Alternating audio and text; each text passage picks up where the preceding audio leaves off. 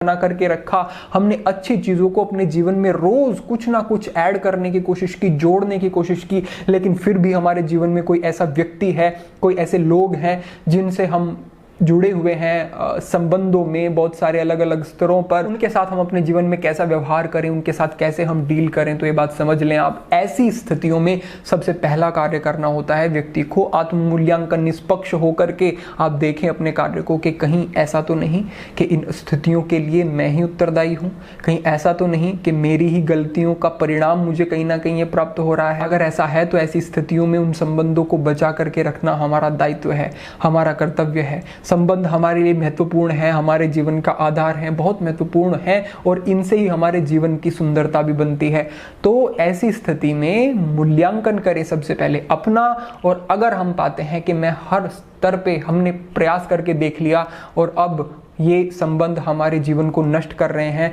तो शास्त्र भी यही कहता है कि ऐसे व्यक्तियों की उपेक्षा आपको करनी ही होगी, क्योंकि अगर आपने अपने ही जीवन में विषाक्तता घोल ली, अगर आपने अपने ही जीवन को व्यवस्थित और सुंदर नहीं बनाया, तो किसी भी तरीके से आप सार्थक कुछ नहीं कर सकते जीवन में। आपने उस व्यक्ति के साथ भी कुछ अच्छा नहीं किया, क्योंकि वो तो आपसे असंतुष्ट है ही, जो कि आप में कुछ गलत देख रहा है, आप कुछ भी कर रहे हैं उस आपको गलत तरीके से ही जज किया जा रहा है, देखा जा रहा है। तो वो व्यक्ति तो अपने स्तर पर अपने बोध के कारण परेशान है ही, लेकिन आपने अपने जीवन को भी नष्ट कर लिया। ये कहीं का कोई समझदारी वाली बात नहीं है और ना ही ये आपके लिए हितकर है। तो उस स्थिति में उपेक्षा यानी कि उस व्यक्ति को छोड़ देना, अपने जीवन से उसे हटा देना, ये जरूरी हो जाता है बहुत बार। तो ऐसा आप समझें और हर स्तर पर ये दायित्व अपने कंधे पर उठाएं कि हाँ, मुझे इस जीवन को सार्थक बनाना ही बनाना है। हर स्थिति में मुझे इस जीवन को बेहतर से बेहतर बनाना है, क्योंकि ये जीवन बड़ा ही मूल्यवान है, बड़ी ही हमें सौभाग्य से ये प्राप्त हुआ है। कितने ही योनियाँ, कितने ही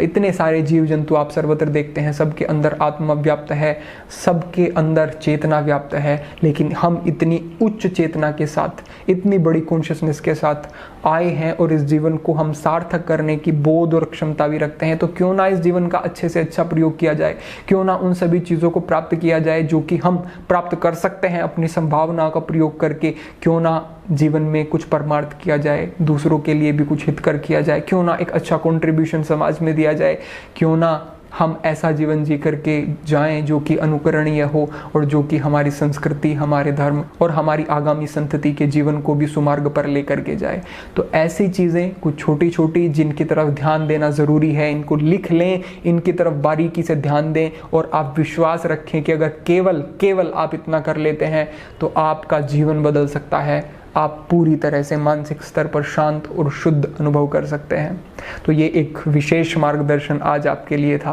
भविष्य में आपके आग्रह के अनुरूप